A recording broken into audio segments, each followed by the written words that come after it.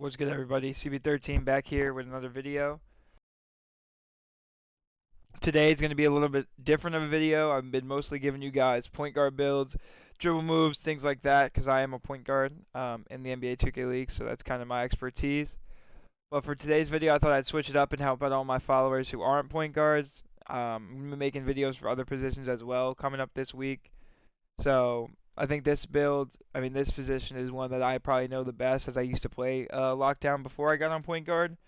Along with that, I also kind of am giving you something again. Like if you can guard me, you can pretty much guard any guard. So if I give you this lockdown build, you should be able to box up anybody that you end up playing against, whether that be in park, stage, rec, pro am, any of those things. This build's pretty balanced and just overall a really good lockdown build that you're gonna really want to use in 2K22 next gen.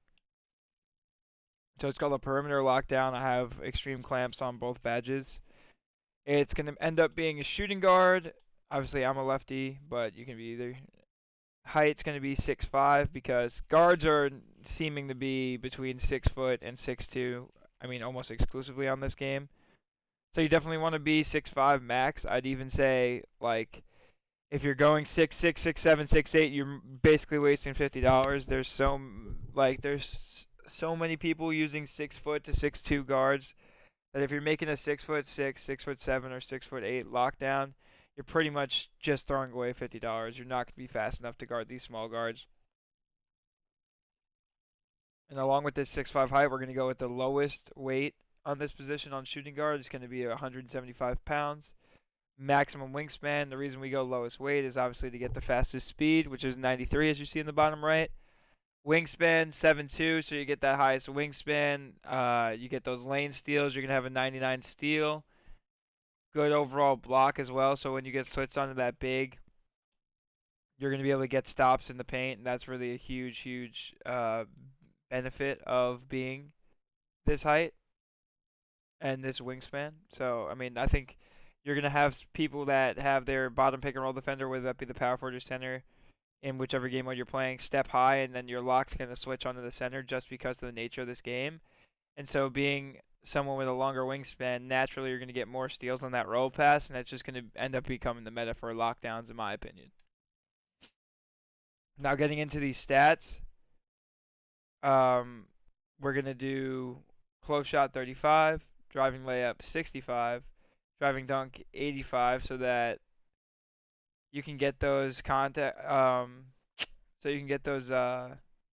dunks and really, still have a complete build overall. I think that is going to be something that you need at lock. At least you're going to need a lockdown that could like run down the middle in transition and catch lobs, whether that be strictly lobs, normal dunks. I mean, kind of whatever. You're going to need that threat down the middle on the break. So for me, my point guard won't really have any shooting. I mean, any dunking, but it'll make sense for a lockdown to have dunking because you can't have two people run the break that neither of them could really dunk the ball. So that's definitely why this has an 85 dunk, and it's been dunking in the park a lot. It gets gold, limitless takeoff, which is like the new really really good badge for finishing in my opinion. So it's a huge thing. Now we'll go down to shooting. 65 mid range is not a liability at all. I mean, it's pretty easy to green mid ranges. You could green a mid range like a 50 mid range in this game. So 65 is more than usable. 3-pointer, 83-pointer is more than enough. You could even hit threes on this game with a 65 mid range. I mean, 65 3-pointer if you wanted to. But if you want to play in a competitive setting, you're going to need an 83-pointer so that it's basically automatic. You can sit in that corner with an 83-pointer and make your 10 shots in a row if you really wanted to. So you want to have that 83-pointer just so that you can play those highly competitive modes without being a liability at the 3-point line for your team, for your teammates. Free throw, I mean, it doesn't really matter. You can green free throws wherever. Now for playmaking, you want to have 70 pass accuracy so you get silver bullet passer just so that your player can pass the ball up the court. You don't want a player that doesn't have bullet passer. It'll just not be fun for you. It'll not be fun for your teammates. So you definitely want to build that can pass the ball. So 70 pass accuracy, you'll get the job done. And 70 ball handle so that you can get that quick first step gold. That's what speed football actually, but you get the gist. The ball handle, you definitely don't want it to be too low, so 70 ball handle is good. We're gonna go down to speed with ball, as I just said. With the 80 speed with ball, you get the gold quick first step. So this build can really move with the ball, and playmaking wise, I would definitely do quick first step, gold, quick chain, silver, unpluckable, silver. So now you're at 11. Hyperdrive and handles for days, both bronze. So now you're at 13. 14 with bailout.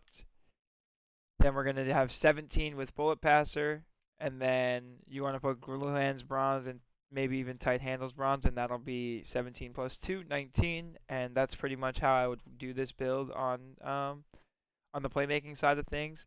Now for the main part is defense, perimeter defense. Obviously you want to have your perimeter defense as high as possible. 97 is more than enough. Steal being a 98, definitely another one of those that's more than enough. Block, as I said earlier in this video, you want your lock to be able to switch on the center and get a stop. So the 65 block along with the 83 defensive rebound is going to be really ideal in this game. This is why I'm really high on this build, honestly. You have the insanely high perimeter defense with a 93 speed, so you're going to be able to cage guards at 6'5". But then when you get switched on that center and you have a 7'2 wingspan, I mean, you're going to get stops. I really, really encourage you guys to make this build because the way it could switch onto a center is just second to none in this game. It's honestly like you might even be able to run two of these in the park and just have one guard bottom pick and roll and guard the center legitimately. That's how good this build is in the paint. Now down for the physicals, you're going to have speed 93, excel 83, vertical 83 again for those blocks, and then you're going to have stamina 92. Now for the primary and secondary takeover, they're both going to be extreme clamps. It's just the best lockdown build back-to-back years easily.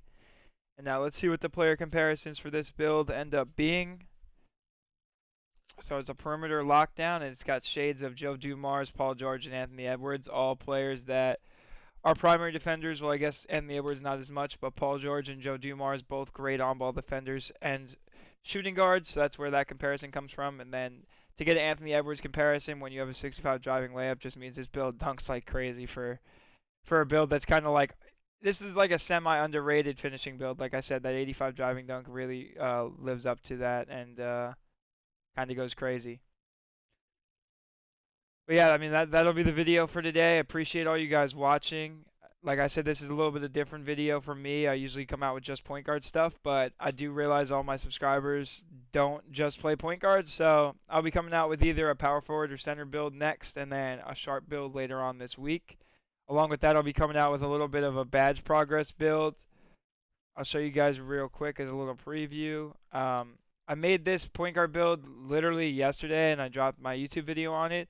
And in one day, this is all the badges I've got just from playing Park and using this method that I've been doing in Park. I'm dropping a video on that either later today when this video hits YouTube or the next day. Just depends on when I get back from school. But as you see, one day of playing, I'm already in 93 overall with 24 shooting badges and 16 playmaking and max defense. So I'll be dropping that video tomorrow. Appreciate all the support as always. And I'll catch you guys in the next video. Thanks.